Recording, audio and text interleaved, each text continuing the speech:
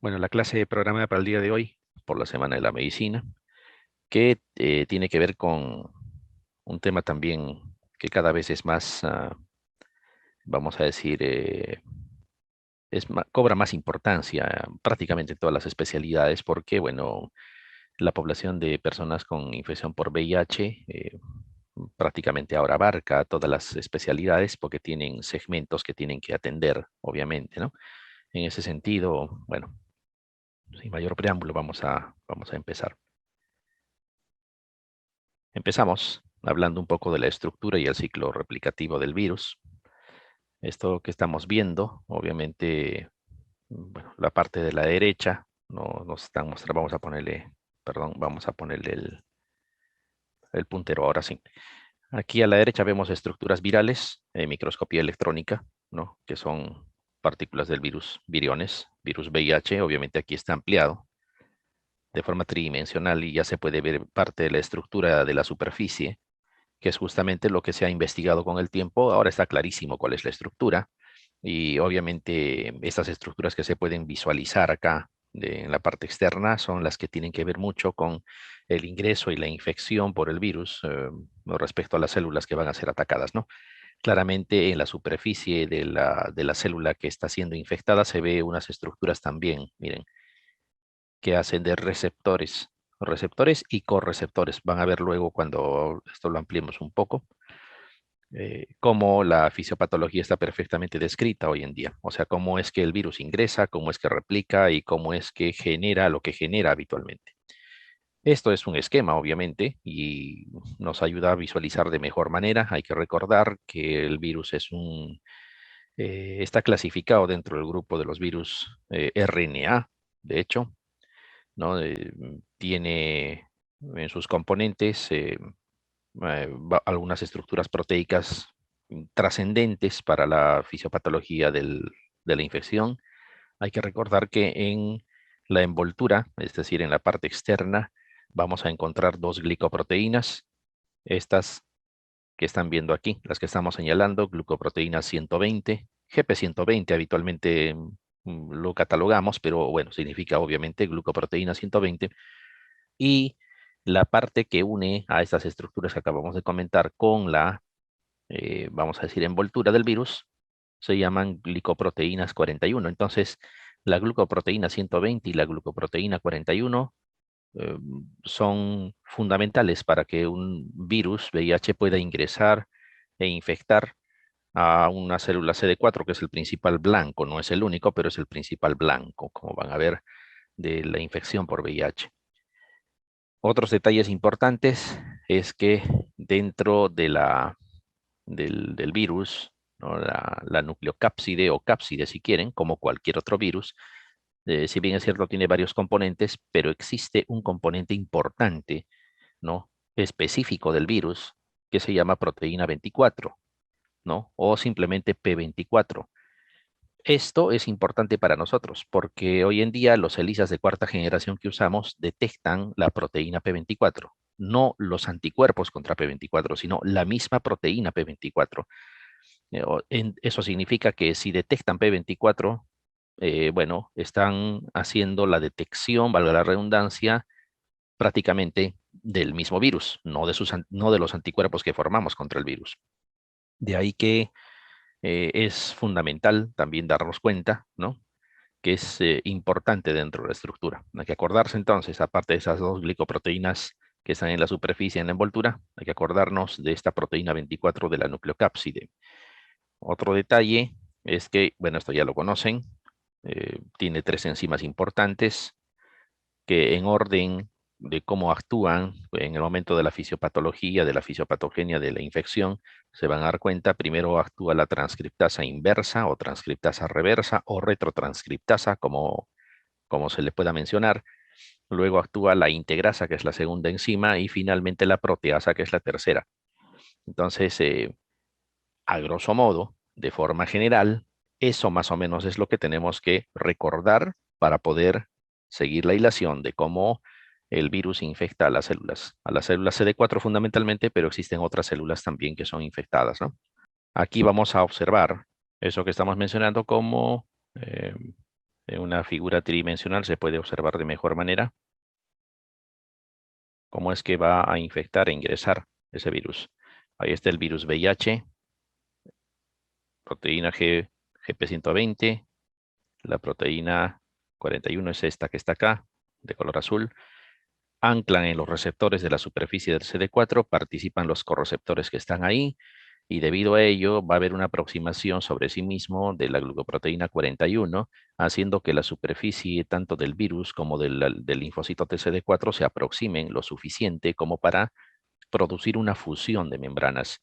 Al final eso es lo que sucede, se produce la fusión de las membranas y el material genético y el contenido del virus puede ingresar. Ahí está la nucleocápside, está ingresando. Pueden ver el RNA, las tres enzimas, la transcriptasa reversa, la integrasa, la proteasa, ¿no? Y miren, aquí quiero que reparen en algo. Esto es muy, muy importante. Ustedes recuerdan cuando estudiábamos la parte de biología, la parte general, llámese biología integrada, biología molecular, como quiera que hayamos llevado en el pregrado. Eh, Existe un proceso importante de DNA hacia RNA y posteriormente eso va a finalizar en la síntesis de proteínas. Este gráfico es muy común, muy conocido. Hay un proceso de transcripción.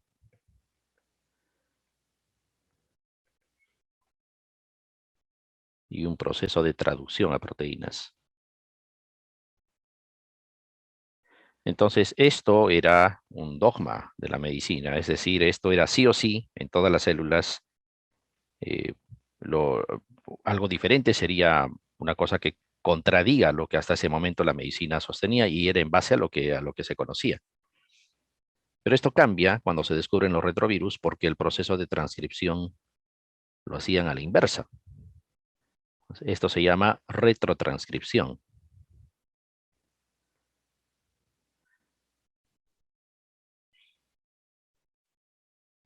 Eso es lo que hace el retrovirus. Por eso se llama retrovirus. Y la enzima transcriptasa reversa hace exactamente eso, una transcripción de RNA hacia DNA para partir hacia la síntesis de proteínas y todo lo demás. Entonces, eso es un detalle importantísimo también. Justamente estamos viendo aquí.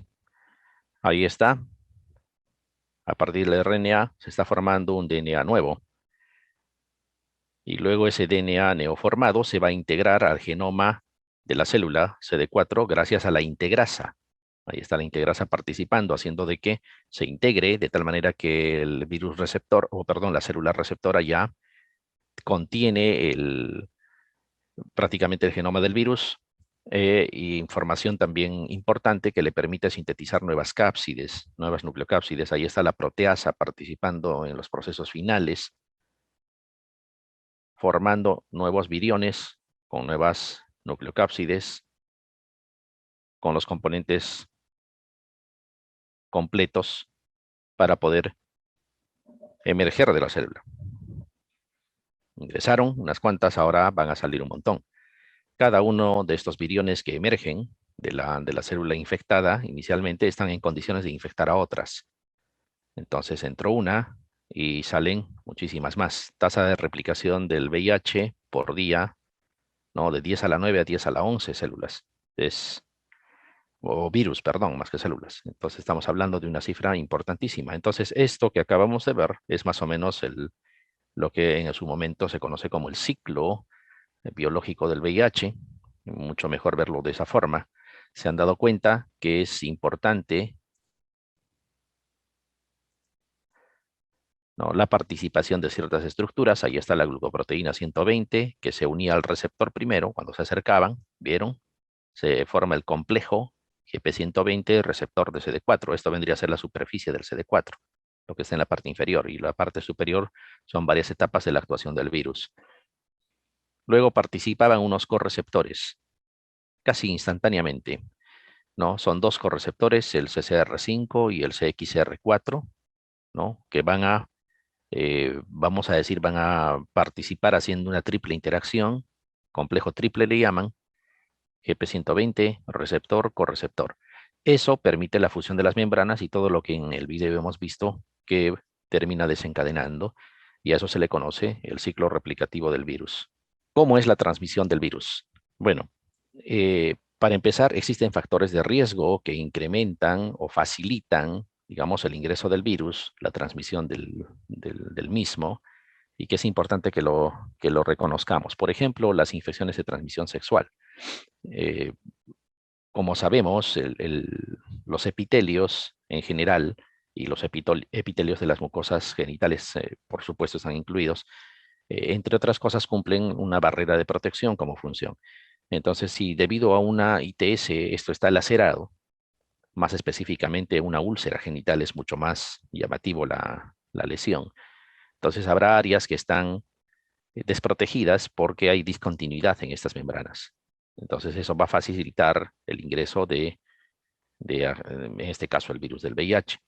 Por otro lado, si hay inflamación, y de hecho que en una ITS va a haber tejido inflamatorio, participan varias células inflamatorias y dentro de ellas están los linfocitos T, CD4 también, como parte de las células inflamatorias, y sabemos bien que es el principal blanco del VIH. Entonces, una úlcera genital, por ejemplo, que es la ITS que más riesgo puede otorgar, tenemos dos componentes. Uno, laceración de los epitelios, o sea, interrupción de las barreras de protección, y por otro lado, un cúmulo de células blanco para el VIH. Por eso es que una úlcera genital dentro de las ITS es la que más riesgo conlleva de adquirir el VIH, ¿no? Favorece el ingreso. En las personas que ya están infectadas, ¿qué factores, digamos, van a condicionar, van a favorecer de que la persona pueda transmitir la carga viral? La carga viral es, vamos a decir, el, el principal factor de riesgo prácticamente, si nosotros vamos a ir observando, es el principal factor de riesgo para la transmisión del virus, ¿no? Es el principal factor de riesgo. Si nosotros suprimimos la carga viral, es muy probable que evitemos incluso la transmisión. Ya vamos a ver luego que ese es uno de los fundamentos incluso para iniciar terapia antirretroviral de forma precoz. Bueno, los niveles de CD4 bajo están en función también. Si la carga viral está elevada, es probable, lógico es que el CD4 esté disminuido.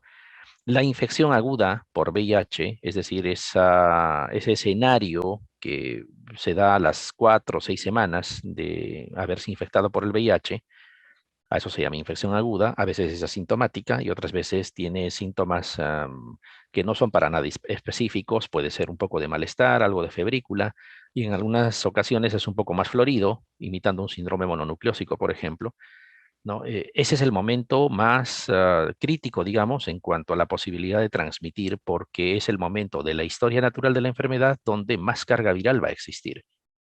Se logran cargas virales muy, muy elevadas, por encima de los 10 millones de copias por mililitro, que es un valor demasiado alto, ¿no? Considerando que más de 100.000 ya es carga viral alta, ¿no? Más de 10 millones es algo que no se va a lograr en el resto de la historia natural de la enfermedad.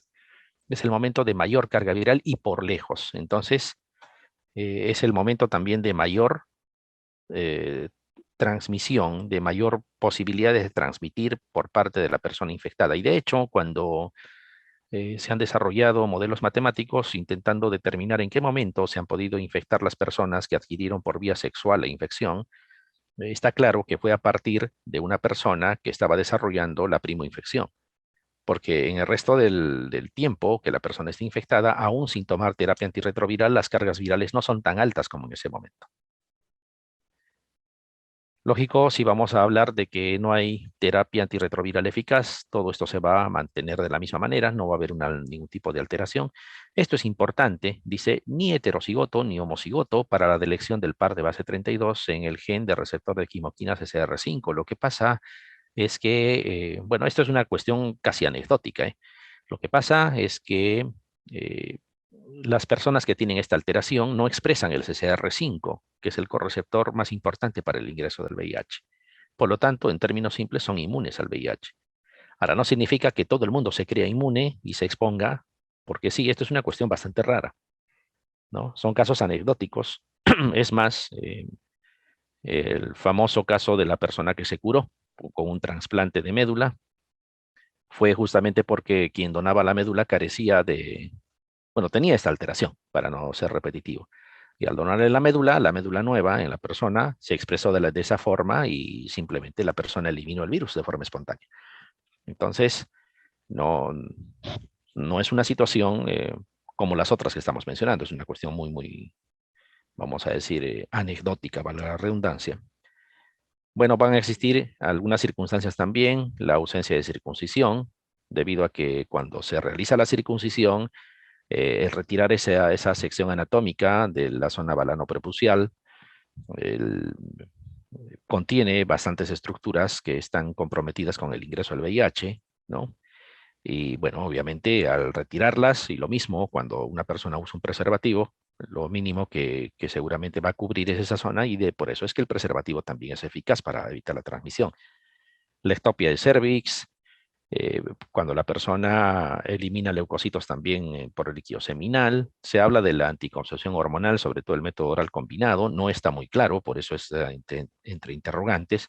Podrían ser situaciones que aumenten el, vamos a decir, la posibilidad de infección. Ahora, no es que propiamente los anticonceptivos lo hagan, sino que es muy probable que, por eso es que está entre interrogantes, es muy probable que la persona se sienta segura de no concebir y se exponga sin protección de barrera hacia la actividad sexual. Y bueno, puede ser que eso conlleve. Bueno, las prácticas sexuales que tienen que ver con sangrado durante la menstruación, por ejemplo, el coito anal receptivo, etcétera, hemorragia durante el coito, son situaciones que van a conllevar a mayor riesgo, la ausencia de métodos de barrera, etcétera. Bueno, y hay características propias del virus que nosotros ya no vamos a manejar porque, bueno, no depende de nosotros, depende del virus. Por otro lado, al menos en medio nuestro, o sea, hablamos de lo que sucede en nuestro entorno, eh, la epidemia de alguna manera todavía está concentrada en este grupo que se llama GPETS, o sea, Grupo de Elevada Prevalencia de ITS VIH y SIDA. Cuando todavía se denominaba ETS se acuñó este término y bueno, ha quedado ahí, pero ya saben que bueno, se entiende claramente a qué se refiere. Lo que pasa es que hay grupos determinados donde las tasas de ITS son más elevadas que el resto de la población, hablando de la población general. Entonces, en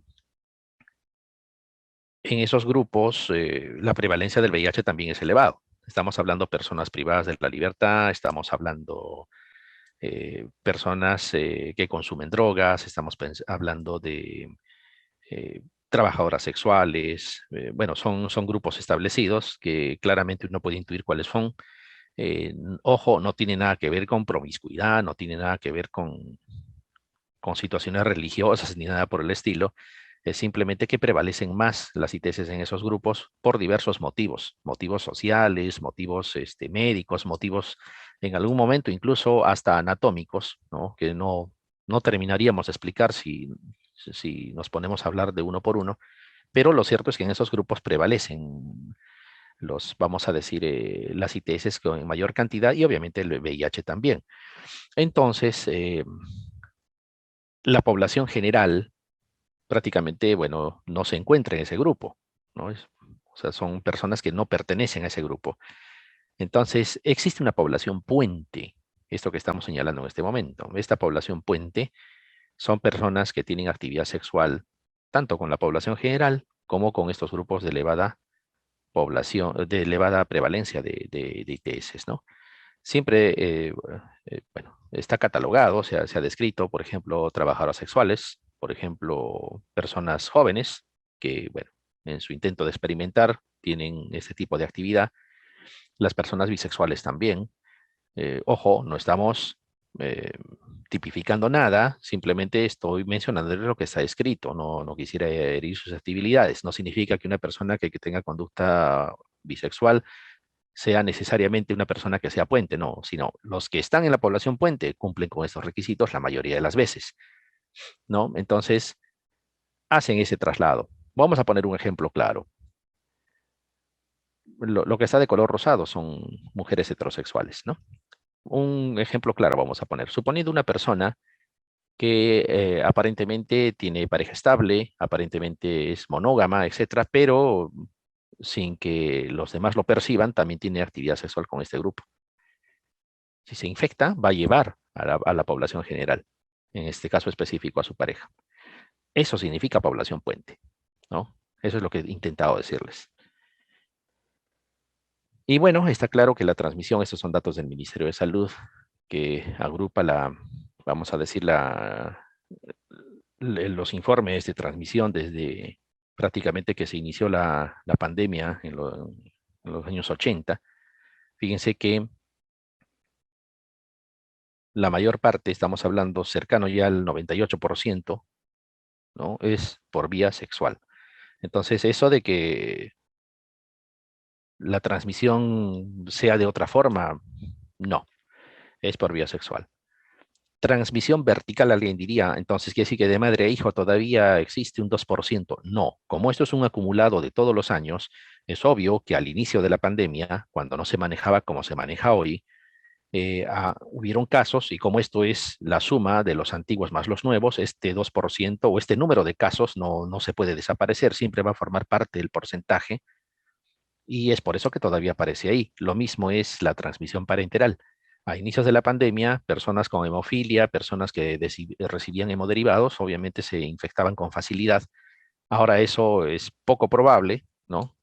Sin embargo, como ya existen algunos casos, de todas maneras forman parte de este grupo y por eso es que arroja un cierto porcentaje.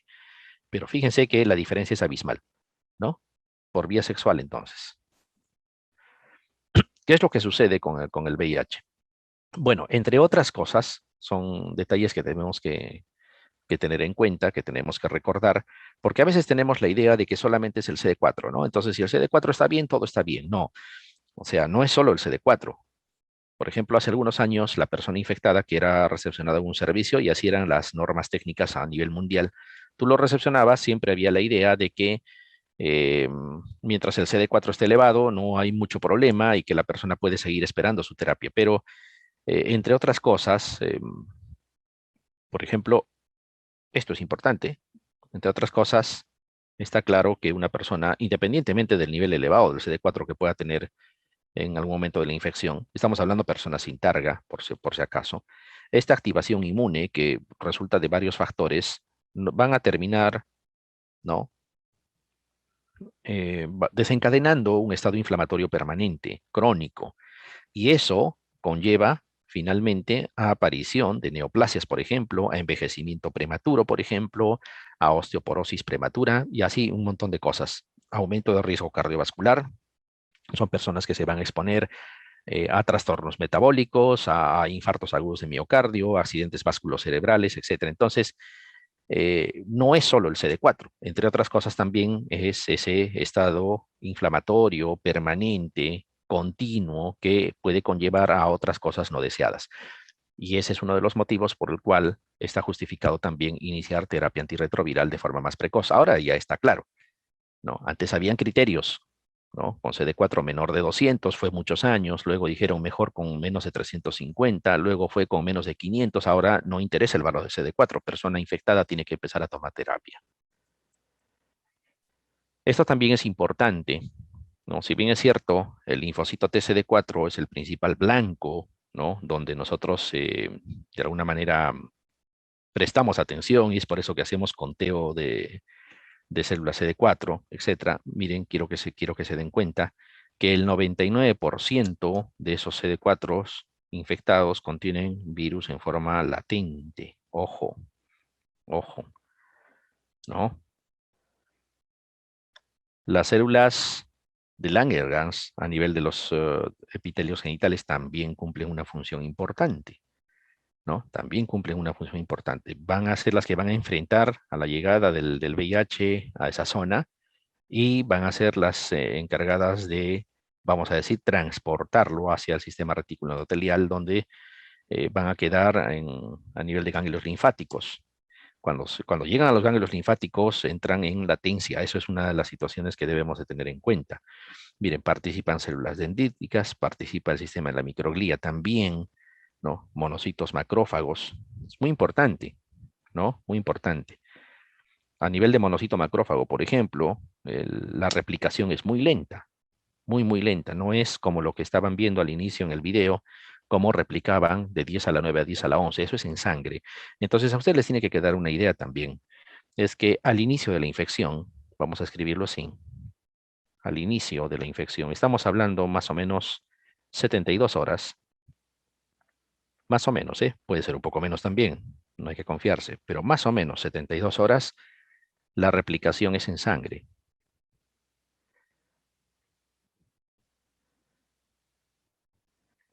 Pero cuando bordeamos justamente esas 72 horas, inician las formas latentes.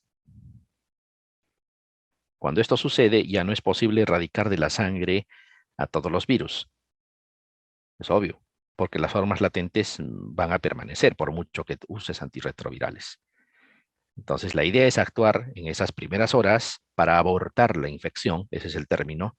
Por eso es que, por ejemplo, la profilaxis post-exposición se necesita que estés dentro de las 72 horas cuando todavía está replicando en sangre. Entenderán entonces que no es tampoco que sea exacto 72 horas. A veces vemos en la atención que vienen personas y te dicen, todavía no se ha completado 72 horas desde que me expuse, por eso no vine ni ayer ni antes de ayer, pero estoy viniendo ahora, todavía tengo 4 horas. Probablemente ya no haya mucho que hacer ahí. Cuanto más precoz sea, es mejor. Las primeras 8 horas, por ejemplo, estaría muy bien. Incluso las primeras 24, ¿no? De preferencia. Pero esperar 72 horas es casi, casi jugar con fuego, ¿no? Esta es la historia natural de la infección, ¿no? Fíjense la línea verde, como nos muestra, había replicación viral en cantidad importante al inicio, habíamos comentado. Por eso es que el antígeno P24 también es detectable con mucha facilidad en ese momento. Y está claro el por qué, porque es parte de la cápside del virus. Entonces, donde hay virus, hay P24 y por lo tanto es detectable P24 en esos momentos. Pero luego la carga viral tiene que descender sola. Así como llega a cifras importantes, estamos hablando más de 10 millones de copias. Aquí, fácil, la carga viral mayor a 10 millones de copias. Fácil llega hasta ahí. Más o menos son 4 o 6 semanas. Desciende de forma espontánea también, un poco entrando en equilibrio con el CD4, ya no replica tanto, más una de las cosas es que entran varios virus en fase latente también, entonces la tasa de replicación ya no es tan alta.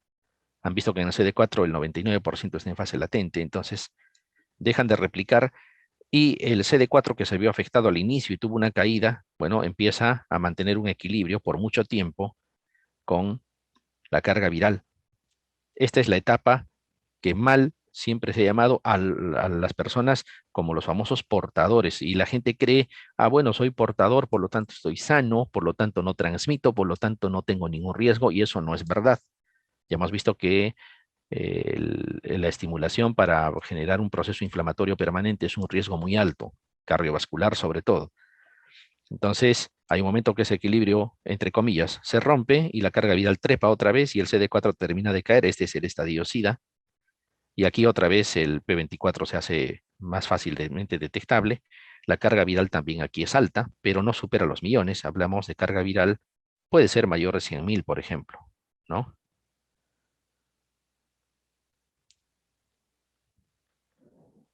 Pero no estamos hablando de 10 millones.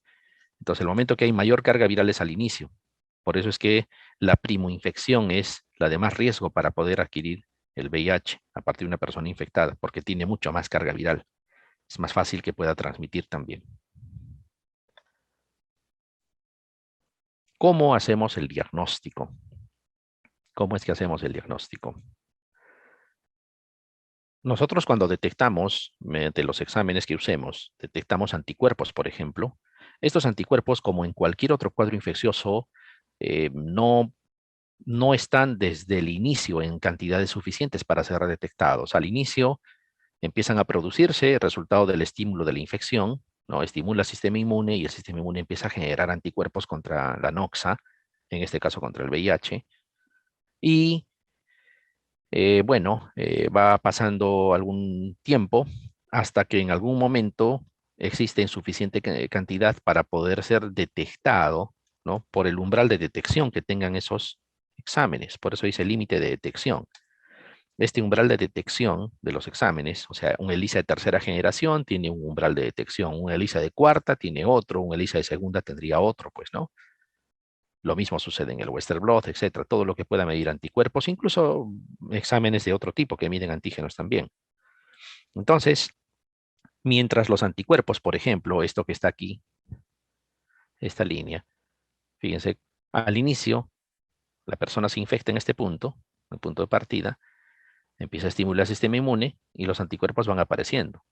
Cuando logran llegar a ese umbral de detección, recién ahí son detectables. Dense cuenta entonces que hay un tiempo más que importante, podríamos incluso valorar desde aquí, ¿no? Desde el punto que se infecta hasta ahí. Esa distancia en tiempo, ¿no?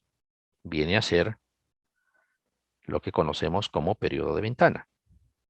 O sea, tiempo en el cual, a pesar de que la persona esté infectada, no es detectable por los exámenes habituales porque lo que detecta todavía no está en suficiente cantidad para que pueda, digamos, valga la redundancia, ser detectado por los exámenes.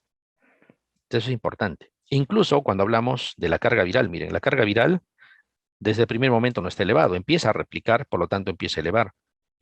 Lo mismo existirá un tiempo, ¿no? Aquí ya está graficado, que vendría a ser la ventana. La carga viral tampoco es detectable desde el primer día, pasa algún tiempo. Claro, es menos tiempo que los anticuerpos. Si tu examen detecta solo inmunoglobulina G, demorará más. Si detecta inmunoglobulina M, demorará menos. Si a eso detecta antígeno más, incluso demorará menos aún. Y si detectas carga viral propiamente, será menos el tiempo. Y aquí está. Esta tabla nos muestra eso que estamos comentando. Históricamente, bueno, los ELISAs de primera generación que ya no se usan, los de segunda generación que ya no se usan, ¿qué cosa medían? Anticuerpos de tipo IgG. Por lo tanto, tenían un tiempo más o menos que había que esperar a que puedan positivizar estos exámenes. Si esto lo traducimos a semanas, miren, esto de los ELISAs de primera generación, más o menos, puedo redondear a 42 días para hablar de 6 semanas. ¿Por qué es que me estoy esforzando en mostrar esto?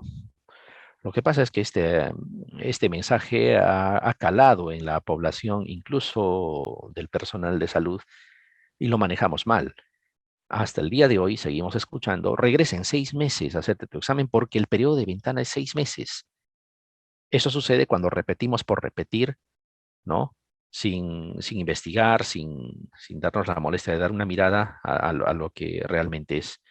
Nunca ha sido 6 meses el periodo de ventana. El periodo de ventana, allá por los años 80, cuando se usaban ELISAs de primera generación, era 6 semanas, pero no 6 meses. Ya no se usa ELISAs de primera generación. Ninguno de los colegas que están acá, con toda seguridad, ya han visto un ELISA de primera generación, ni yo. Luego aparecieron los de segunda, que mejoraron la técnica, ¿no? Y obviamente bajaron un poco el periodo de ventana, pero igual bordeaba más o menos un mes. Apareció los de tercera. Estos de tercera lo hemos usado hasta hace algunos años. Y yo, si nos remontamos unos 5 años, seguro que era muy común utilizar los ELISAs de tercera generación. Ya incluyeron el IgM también. Por lo tanto, el periodo de ventana disminuyó, ¿no? Entre 3 semanas a 4. Miren, esto si lo reducimos es de 3 a 4 semanas, más o menos. Ese era el periodo de ventana. Había que repetirse entonces más o menos pasado el mes, pero no después de 6 meses. Y los ELISAs de cuarta generación, que es lo que estamos usando actualmente, no solamente miden IgG e IgM, que son anticuerpos específicos, sino también antígeno P24. O sea, basta que el virus esté ahí, por lo tanto, en su cápside está la proteína 24, esto va a salir positivo. Por eso es que su periodo de ventana puede ser tan corto como el que están viendo. 2 a 3 semanas. O sea, miren, ¿ah?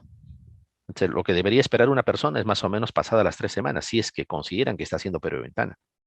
Si tienen identificado el momento en que supuestamente se ha expuesto.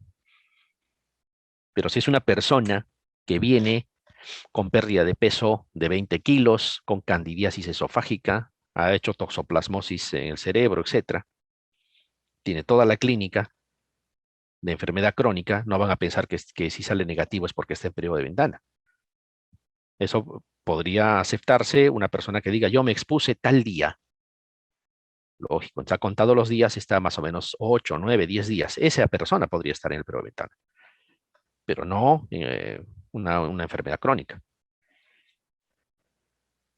Fíjense en el caso del famoso Western blot, esto también es importante que ya de una vez quede demostrado. El Western blot, ¿qué mide? IgG, IgM. Entonces, por si acaso, el ELISA de cuarta mide más cosas que el Western blot. Si bien es cierto, ese IgM y IgG son más específicos y todo lo que quieran, pero igual, el ELISA de cuarta generación mide más cosas de lo que mide el Western blot. Entonces, este Western blot estaba muy bien cuando teníamos ELISAs de primera y segunda generación. De repente hasta de tercera en algún momento, pero ya ni siquiera se usaba. Es un examen que está entrando en desuso, ya entró en desuso prácticamente. Y lo mismo, miren, el periodo de ventana, para más o menos estar conscientes de que puede salir positivo, bordea hasta 60 días. Tiene un periodo de ventana mayor que los ELISAs incluso de primera generación. Entonces, hoy en día es por eso que un ELISA de cuarta es suficiente para hacer diagnóstico. Incluso las pruebas rápidas que tienen más o menos el mismo principio, que miden antígeno P24 e inmunoglobulina G y M, como un ELISA de cuarta generación, también con pruebas rápidas se puede diagnosticar. No se olviden ser Western blot. Es una pena que las personas mal informadas todavía están recurriendo al Western blot para asegurar, dice, si tienen o no. Incluso les cobran, creo, más de 500 soles este examen, que es menos rendidor que un ELISA de cuarta generación. Eso tiene que quedar claro. Ahora miren que si nosotros utilizáramos carga viral, ¿no? Cuando utilizamos carga viral, el periodo de ventana es menor y hay una forma de carga viral que es ultrasensible, así se llama, lo utilizamos generalmente en ensayos clínicos, puede medir hasta una copia, ¿no? Pero igual demora unos 5 días más o menos. Entonces, lo ilógico es que una persona que ya tiene clínica de VIH, por lo tanto tiene años de haberse infectado, ¿no?, esté pensando cuál de estos exámenes tiene menos periodo de ventana para poder tomarse. Esa persona ya no tiene nada que ver con el periodo de ventana. El periodo de ventana es válido cuando tú tienes una exposición muy cercana de solo unos días y sospechas que te has podido infectar y estás haciendo seguimiento. Ahí valdría la pena hablar del periodo de ventana. Y aquí está el algoritmo que se recomienda, ¿no? Se van a dar cuenta que no se menciona el Western blot. ELISA de cuarta generación. Eso es lo que se recomienda. Si sale negativo, listo, no hay VIH, se descarta. Si sale positivo, ¿no?, se tiene que hacer un inmunoensayo de anticuerpos para diferenciar si son anticuerpos contra específicamente VIH tipo 1 o 2, ¿no? Entonces puede ser infección por VIH tipo 1 o por VIH tipo 2 o por ambos, ¿no? O por ambos, podría ser. En nuestro medio, lógicamente, VIH tipo 1 es de lejos prácticamente la única forma de VIH que circula, ¿no? El VIH tipo 2 está confinado a ciertos territorios en el África, ¿no?, que no viene al caso que lo comentemos hoy. Entonces, con el ELISA de cuarta generación se hace el diagnóstico. Entonces, ¿qué pasa si en el momento de tipificar resulta negativo o indeterminado? ¿No? Negativo o indeterminado. O sea, no se llega a tipificar cuál de los dos es. En ese momento se utiliza la carga viral. Pero esto ya es anecdótico, ¿eh? Esto de aquí ya no es lo común. Pero vamos a decir que resulta indeterminado a pesar que ya tuvo un ELISA de cuarta generación positivo. Utilizan la carga viral. Si sale positivo, ¿no?, entonces decimos, no había anticuerpos todavía, por eso salió indeterminado, pero la carga viral sí positivo. Entonces esto es infección aguda por VIH. Tipo 1, ¿eh? Infección aguda, ¿no? ¿Se acuerdan al inicio? Harta carga viral y todavía los anticuerpos estaban recién formándose, entonces seguro que es ese momento. Por eso es que sale negativo o indeterminado cuando quieren tipificar los anticuerpos, ¿no? Sin embargo, ha salido, ¿por qué salió positivo el ELISA? Porque este ELISA de cuarta generación también mide P24. Probablemente eso es lo que ha captado, y no los anticuerpos, ¿no? Por eso es que ha salido positivo el ELISA, y cuando han visto qué tipo de anticuerpos es, ninguno era, salió indeterminado, entonces seguro marcó el P24, entonces hay que asegurarnos, pedimos carga viral y sale positivo, perfecto. Entonces, esto es una infección aguda por VIH, interesante. Pero si sale negativo, decimos es negativo para VIH tipo 1. ¿Por qué no para VIH tipo 2? Porque no se ha inventado todavía un método para medir carga viral de VIH tipo 2. No hay. Todos los ensayos que se utilizan es para carga viral de VIH tipo 1. Ojo, pero eso es un síndrome retroviral. Entonces, ¿cómo hacemos el diagnóstico de síndrome retroviral agudo, infección aguda por VIH, etcétera? Fíjense, hasta en ese momento el ELISA de cuarta puede salir positivo. ¿Por qué? Porque también mide P24. Así no hay anticuerpos todavía, ¿no? Y la gran mayoría de las veces, cuando los anticuerpos ya están, entonces, si sale positivo, se confirma. Pero no utilizamos Western blot. No está incluido el Western blot. Eso tiene que quedar claro. Manifestaciones clínicas. Bueno, al inicio, en el síndrome retroviral, vamos a tener pacientes con fiebre, ¿no? Fíjense, es lo que prevalece. Puede haber adenopatías, faringitis, exantema, y si ustedes reparan en estos detalles, ¿no? Esto parece un síndrome mononucleósico, ¿no? Entonces, cuidado con personas en las que diagnostiquen mononucleosis infecciosa, vayan a la posibilidad de que puede ser VIH también. Un detalle interesante es, por ejemplo, que en el hemograma encontremos solo trombocitopenia. En los pacientes con hepatitis B, con hepatitis C, también es algo más o menos frecuente. Cuidado. Todo bien, excepto las plaquetas bajas, ¿no? No vaya a ser que pueda ser VIH, es una forma más o menos indirecta de darnos cuenta, ¿no?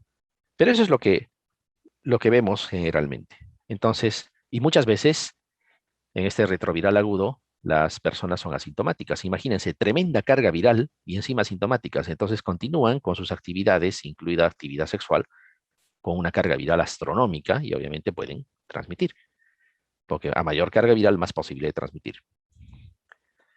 Manifestaciones, eh, vamos a decir, tempranas del VIH, es decir, los primeros años. Miren, hay que estar observando eso. Úlceras aftosas. No, ojo, no estoy diciendo que todas las aftas signifiquen que tienen VIH, pero es una de las manifestaciones. Queilitis angular, ¿no? A veces decimos, no, le falta vitaminas y se acabó. No, no es solamente eso, es una forma de candidiasis, la queilitis angular. Si hay candidiasis orofaringia con mayor razón, ¿no? Herpes, que se repite frecuentemente, así sea herpes labial, dermatitis seborreica, ¿no? No dejen pasar este signo. Manifestación clínica más frecuente a nivel de piel en pacientes infectados con VIH. No es el sarcoma Kaposi, es dermatitis seborreica. Herpes zóster en una persona joven. Cuidado. Esta foliculitis eosinofílica, ¿no? En el hemograma se acompaña a veces de leucocitosis más, eosinófilos en cifras elevadas, ¿no? A nivel de la espalda, a nivel de tórax, a nivel de extremidades, incluso rostro, puede haber estas lesiones papulosas, ¿no? Que puede ir o no asociado a prurito. Son cosas que, claro, esto se puede tratar con corticoide tópico, pero la idea es que nos está avisando que podría ser VIH. Molusco contagioso fuera de la zona genital, lo mismo, no es solamente diagnosticarlo y cauterizarlo. Una de las cosas que más vemos, ¿no? Esperemos que eso cambie en el tiempo, que ya estamos esperando mucho tiempo, es que hay personas que tú les diagnosticas el VIH o bien llega recientemente diagnosticado, se diagnosticaron en otro lado, pero en la historia clínica te das cuenta de que tuvo herpes zóster hace 6 años. Y está bien, le trataron el herpes zóster, pero no le hicieron screening para VIH. Pasó desapercibido. Toda persona con herpes zóster tiene que hacerse su screening para VIH. Aquí está, algunas de esas manifestaciones que todavía no están asociadas a SIDA propiamente porque no es de la etapa terminal de la infección, pero sí es importante que hay que considerarlas. ITS, ¿no? incluidos personas que aparezcan con hepatitis A, B o C, ¿no? Personas con neoplasias, candidiasis oral, peor si hay candidemia, ¿no? En sangre, leucoplasia oral vellosa, ahí está, miren, dermatitis seborreica, incluso personas con psoriasis.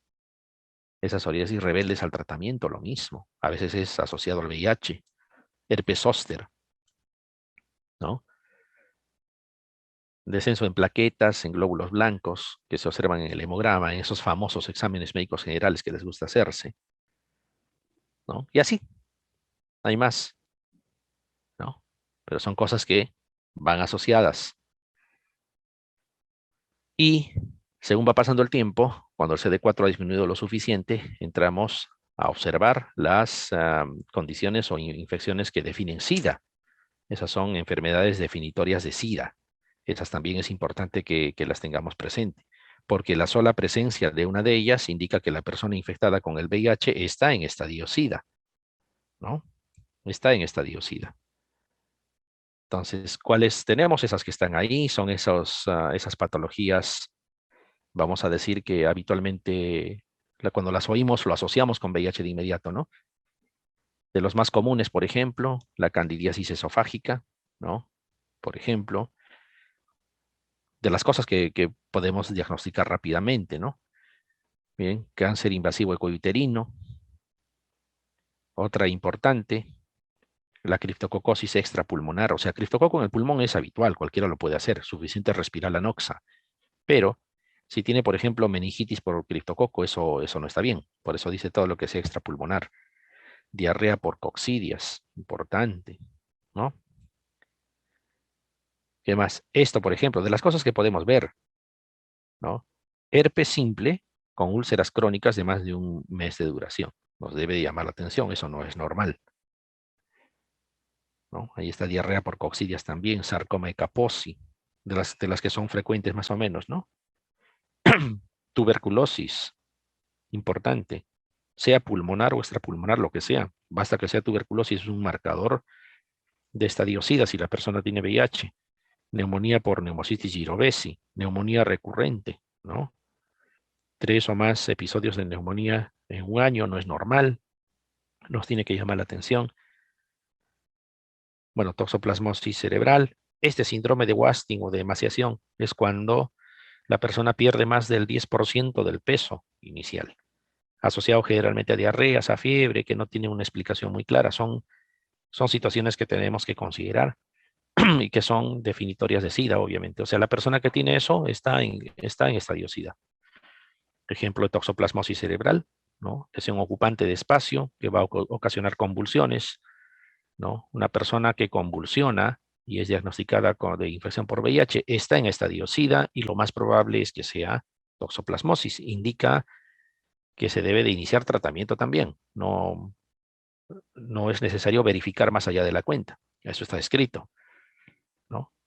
Predominan ganglios basales, genera focalización, obviamente, déficit motor, ¿no? El edema perilesional es mucho mayor. Si le hacen imágenes va a captar contraste en anillo. Entonces son maneras de sospecharlo. No siempre es típico.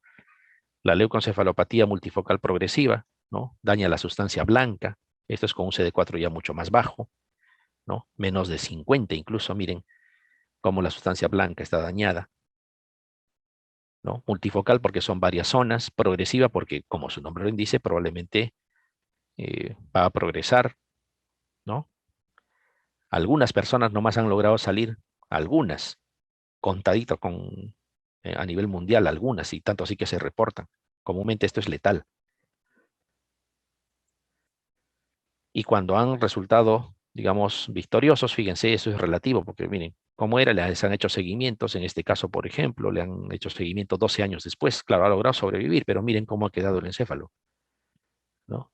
Esa secuela, muchas veces no compatible con la vida, muchas veces persona discapacitada, igual aquí, miren, en cualquiera de los 3 casos. Pocos logran sobrevivir a esa leucoencefalopatía multifocal progresiva causada por el virus JC. Neurocriptococosis o criptococosis meningia. Toda persona que tenga infección por VIH y que se queje de cefalea, cefalea y cefalea progresiva Lo más probable es que sea neurocriptococosis. Es una enfermedad que causa meningoencefalitis. Es la causa más frecuente de meningoencefalitis en pacientes con SIDA, pero no se manifiesta como la típica meningoencefalitis. Claro, puede haber algunos signos, pero es más de hipertensión endocraniana. Esa es la signología que dan: cefalea, vómitos, ¿no?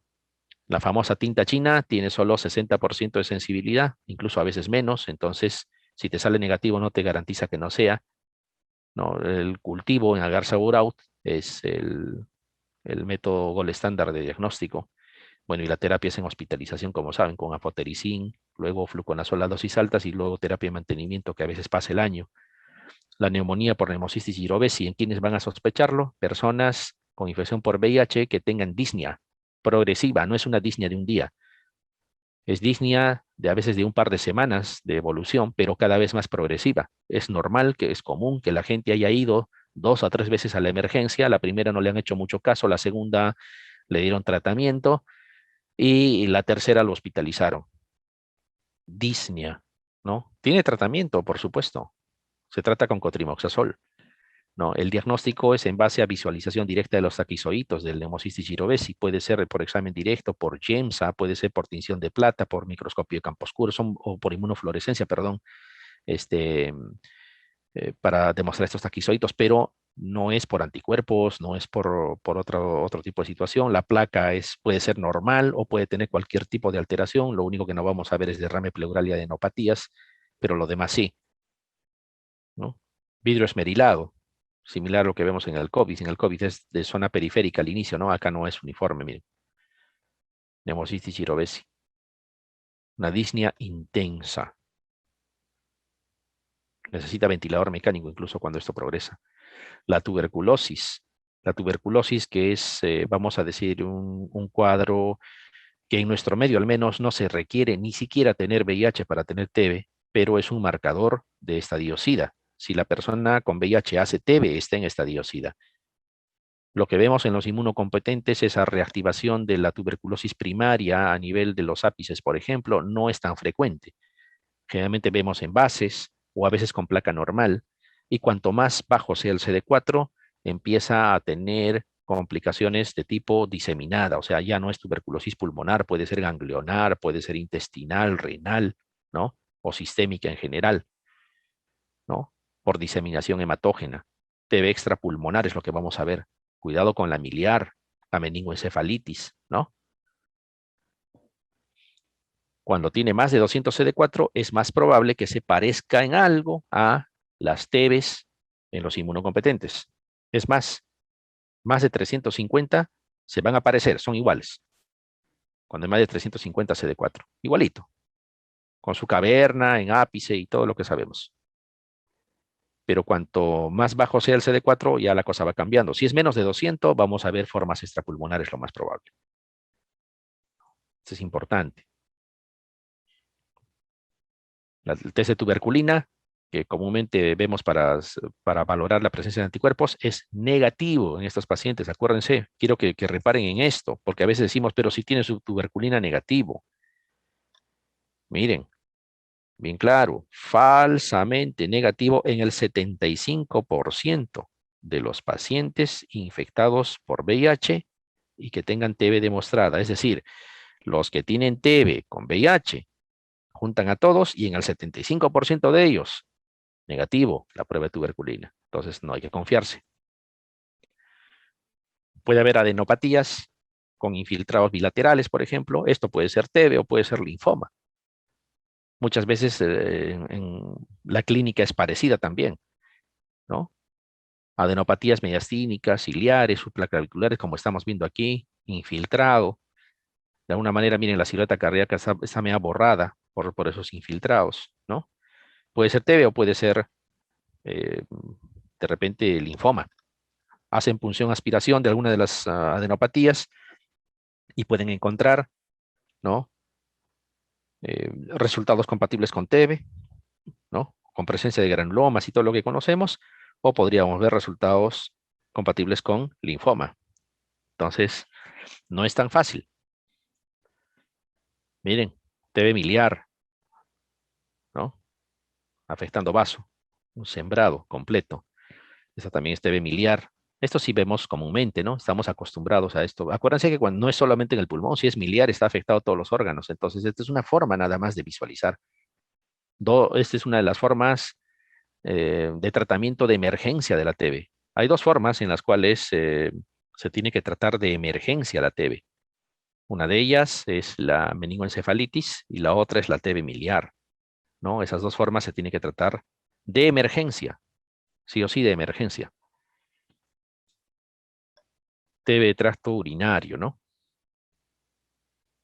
Comúnmente encontramos eh, orina con pH ácido, encontramos piuria, y los urocultivos constantemente negativos, ¿no? Negativo, negativo, negativo. ¿Pero por qué? ¿Qué está pasando? Si hay leucocituria y todo, pero no, sigue siendo negativo. Hay que pensar, cuidado que sea TB renal. A veces en el mismo riñón, miren. Tuberculosis a nivel de intestino.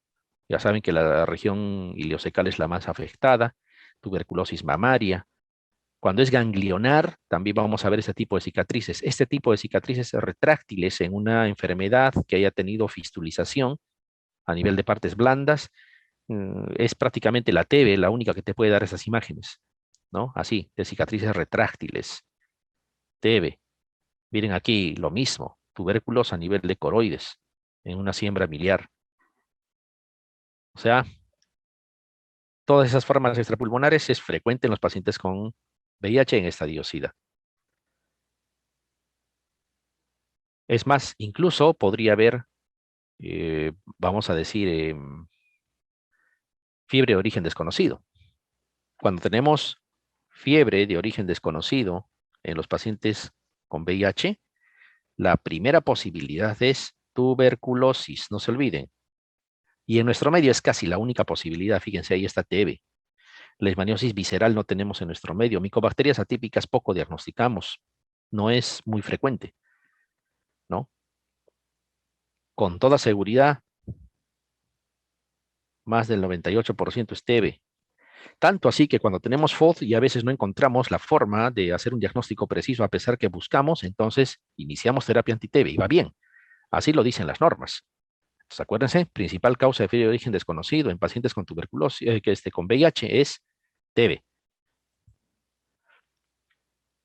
Retinitis por citomegalovirus, que es la principal manifestación de la enfermedad por citomegalovirus. Todos nosotros probablemente estemos infectados con citomegalovirus, pero como no estamos inmunosuprimidos, no tenemos problemas. Con CD4 bajo, menos de 100, menos de 50, empiezan los problemas.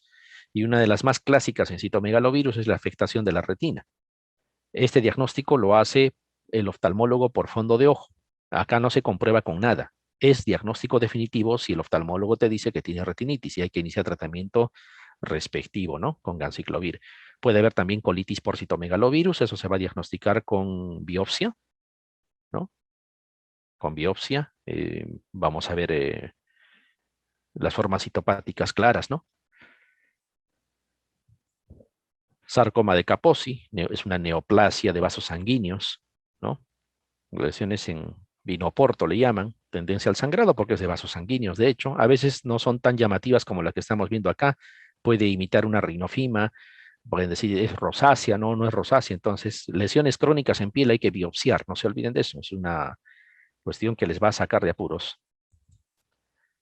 Puede afectar este sarcoma de Kaposi, mucosas del tubo digestivo, miren, imita una neoplasia incluso, planta de los pies, a nivel gástrico, puede producir derrames pleurales mucosanguinolentos a nivel bilateral incluso,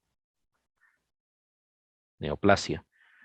Diarreas en pacientes con SIDA, importante dentro de todas las posibilidades, donde está la tuberculosis también, donde está las coccidias que son protozoarios, ¿no? Donde está la posibilidad de neoplasias, linfoma, por ejemplo, comúnmente lo que más vemos es coccidias, una posibilidad. Estamos hablando Cryptosporidium, Isospora, ¿no? Ciclospora, coccidias. Puede ser TBC intestinal también, es otra de las posibilidades. O puede ser linfoma. O sea, de todo lo que, las posibilidades son esas las que vemos. Este es un ejemplo de coccidias, ¿no? Método de Quinjón. Son ácido alcohol resistentes porque tienen ácido micólico igual que la TB, igual que nocardia, ¿no? En su pared y se tiñen con ácido alcohol resistencia. Es un método de Ciel-Nielsen, pero modificado, ¿no?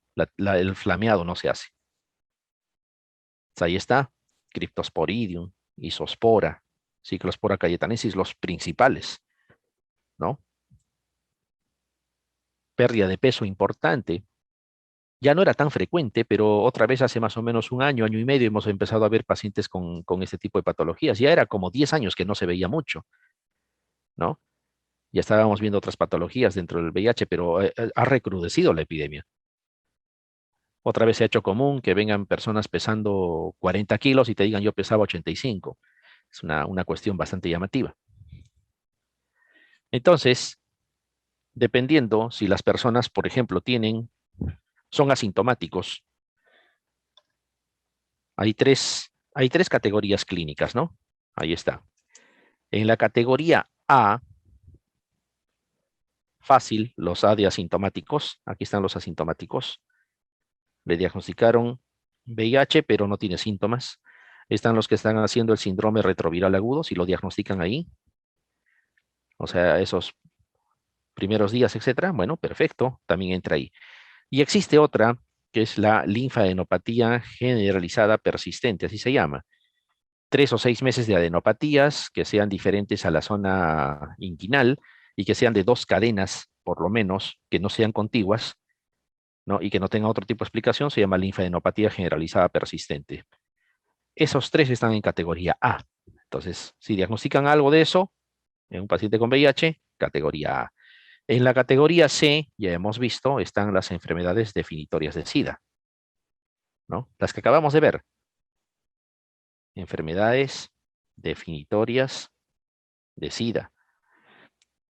O sea, está el sarcoma de Kaposi, está la neumonía por hemocitis girovesi, la crifococosis meningia, la leucocefalopatía multifocal progresiva, la toxoplasmosis cerebral y todo lo que hemos visto.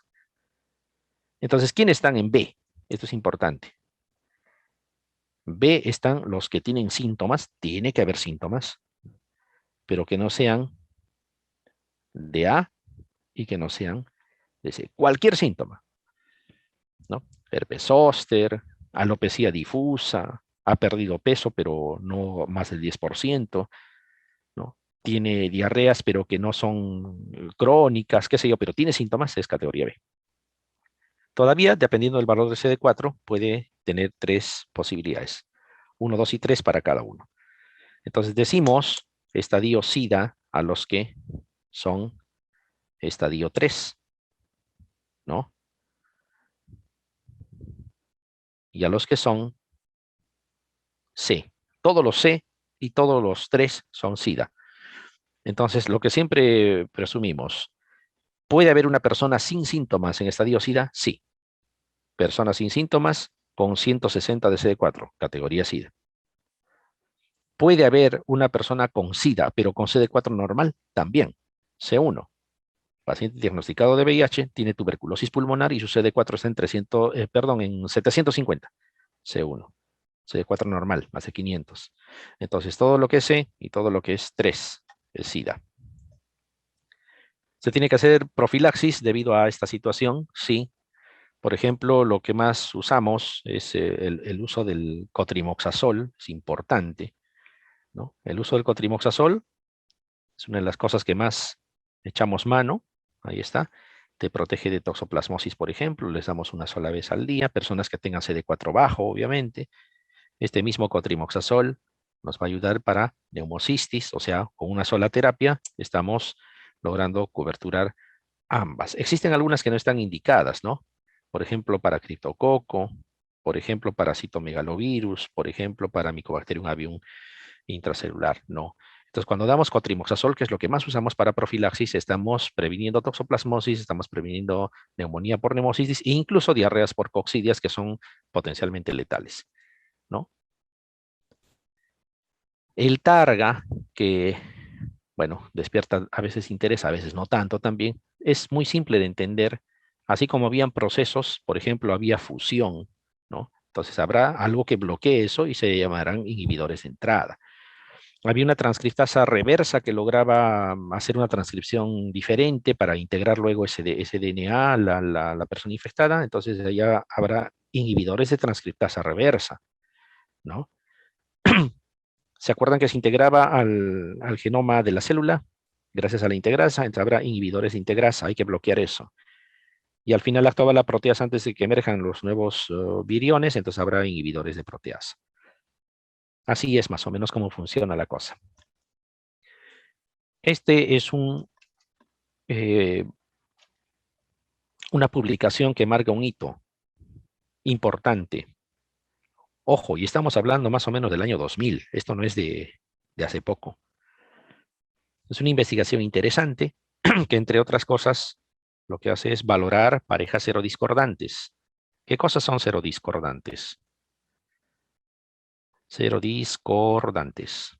Ya, los serodiscordantes no son otra cosa que en una pareja estable, se supone, no estamos hablando de parejas eventuales, uno de ellos es seropositivo y el otro es seronegativo. Para el VIH se supone. Entonces, hace ya bastante tiempo, estamos hablando más de 20 años, entonces se investiga y se llega a una conclusión interesante, que cuanto más bajo sea el valor de la carga viral, la posibilidad de transmitir era menor. Cuando evalúan la transmisión, por ejemplo, ¿no? Eh, de mujer a varón, se dan cuenta que cuanto más es el valor de la carga viral, también las tasas de transmisión son más altas. Y cuanto va descendiendo y en algún momento es lo suficientemente bajo, también la transmisión es casi nula. Eso pasaba de varón a mujer lo mismo, más carga viral, más transmisión, y luego va disminuyendo. Y en la población general, juntando los dos grupos, es lo mismo. Y sacan una conclusión interesante, utilizando obviamente técnicas de bioestadística, que con carga viral menor a 1500 copias por mililitro, muy interesante, no hay transmisión. Eso ha evolucionado, ha habido muchos otros trabajos y obviamente el punto de corte ahora se conoce mejor, no es exactamente 1500, ahora se dice carga viral menor a 1000. No hay transmisión con este tipo de carga viral. Y las personas que están en terapia antirretroviral no solo tienen carga viral menos de 1000, tienen carga viral menos de 50, ese es el objetivo. O sea, se supera por mucho ese punto de corte. E incluso hay muchos que la máquina ni lo puede detectar, tienen cargas virales indetectables. Por lo tanto, hoy, gracias a ensayos de este tipo, que han ido evolucionando en el tiempo y han habido muchos otros más que han ido publicándose, está claro, se sabe que las personas con carga viral no detectable son un sinónimo de decir no transmiten. Ese es otro de los motivos por el cual la terapia precoz es importante. Es un acto de salud pública. Personas con VIH tratadas no van a transmitir. No es un gasto, como a veces se quiere mostrar, ¿no? Es como la TB.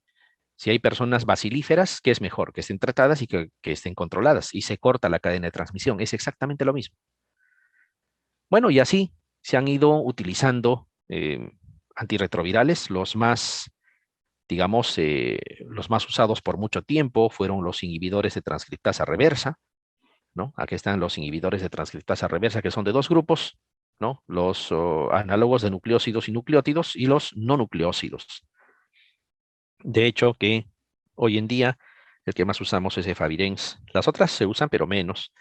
Y por muchos años fueron estos de aquí los que comandaban, ¿no? Dos de estos de la lista, más uno de los que está acá. La nevirapina en algún momento también se usó con mucha frecuencia, ya no se usa, ¿no? Dos de aquí y uno de acá. Pero al final todos eran inhibidores de transcriptasa reversa. Por muchos años lograron salvar vidas, carga virales indetectables, etcétera, pero empezaron a haber efectos adversos, ¿no? Efectos adversos que en general se llamó disfunción mitocondrial o toxicidad mitocondrial. Y eso tiene que ver con una situación muy simple. Los inhibidores de transcriptasa reversa, sean los inhibidores de transcriptasa reversa análogos de nucleósidos, o sean los inhibidores de transcriptasa reversa no nucleósidos, cualquiera de ellos, de los dos grupos que acabamos de ver en la tabla anterior, ¿qué hacen? Su nombre lo dice, inhiben la transcriptasa reversa, ¿no? Van a bloquear a la transcriptasa reversa, pero esa transcriptasa reversa, ¿no? Ese es el nombre que le han dado, es en realidad una DNA polimerasa, así se llama. Entonces, si resumimos, este es el mecanismo de acción de los inhibidores de transcriptasa reversa. Es un DNA polimerasa del virus. Lo que pasa es que en la cadena respiratoria del humano también existe una DNA polimerasa en, en la mitocondria, que se llama gamma DNA polimerasa, que tiene que ver con la función respiratoria mitocondrial. Ya se estarán imaginando lo que pasaba entonces. Entonces, lo que sucede es que en su afán de inhibir a esta transcriptasa reversa, que es una DNA polimerasa, también inhibían a esta otra. Habiendo alteraciones a nivel de la cadena respiratoria y por lo tanto se iba al ciclo anaeróbico, perdón, con aumento de lactato y todo lo que conocemos con menor producción de ATP. Y eso se llama toxicidad mitocondrial. Y como resultados, polineuropatía, miopatía, ¿no? Miocardiopatía, esteatosis hepática, acidosis láctica, pancreatitis, ¿no? Pancitopenias, lipodistrofia, que incluso hacía que las personas dejen de tomar. Fíjense, toditos son inhibidores de transcriptasa reversa. Los de los más conocidos, ahí está, sidobudina, ¿no? Por eso que la sidobudina produce anemia, por ejemplo, por eso es que la sidobudina produce lipodistrofia, ¿no? Didanosina, famoso por producir pancreatitis, estabudina. Esta estabudina nos estaba ocasionando mucho tiempo lipodistrofia, ¿no? Entonces, si observamos, más o menos esto es, entre otras cosas, la lipodistrofia. La obesidad común y corriente tiene grasa subcutánea y a nivel de vísceras más o menos está respetado, pero en la obesidad visceral, debido a la toxicidad mitocondrial, la grasa se acumula a nivel de vísceras y eso es un peligro, ¿no? Esta es una clara demostración de la lipodistrofia. Miren, se pierde grasa en zonas donde debería existir y se aumenta grasa en las zonas donde no debería haber. Por eso aparecen gibas, por ejemplo, a nivel dorsal, ¿no? El incremento de la circunferencia abdominal de forma importante. Se pierde grasa a nivel de glúteos, a nivel de muslos. Entonces la persona se ve lipodistrófica, ¿no? Lipodistrófica. Debido a eso se ha ido dejando estos antirretrovirales y han aparecido otros nuevos, ¿no? Por ejemplo, los inhibidores de proteasa, que a poco tienen que ver con lo otro, ¿no? Es un grupo importante. Tenemos, por ejemplo, otros importantes como los inhibidores de integrasa, que ahora se están usando de forma muy habitual. Acuérdense que siempre es terapia triple o cuádruple. Este es muy importante, el cabotegravir está en estudio, ¿no? Ese fármaco que tanto se busca que sea una vez al mes para no tomar todos los días. Pronto lo vamos a tener. La enfurvitide, que no se usa mucho, que es por vía parenteral, esto es intramuscular, ¿no? Produce tofos ahí cuando en las personas que lo usan. El maraviroj, que es un antagonista del correceptor CCR5, y así, bueno, hay varios grupos. Tenemos, por ejemplo, ya de forma coformulada para tomar una sola vez al día, fármacos, o sea, 3 fármacos en uno solo, ¿no? La persona toma una sola tableta, una sola pastilla y en realidad está tomando 3. Entonces, esto se está mejorando cada vez. Ya no tenemos esos antirretrovirales que podían causar toxicidad importante. Entonces, más o menos ese es el panorama actual de la infección por VIH. Espero haber contribuido en algo, que les haya servido en algo, haber aclarado algunas dudas. Les agradezco por vuestra atención. Gracias, doctores. Y feliz Día de la Medicina, aunque ya pasaron algunos días, volverles a desear el mayor de los éxitos en todo. Hasta la próxima, que tengamos la suerte de vernos.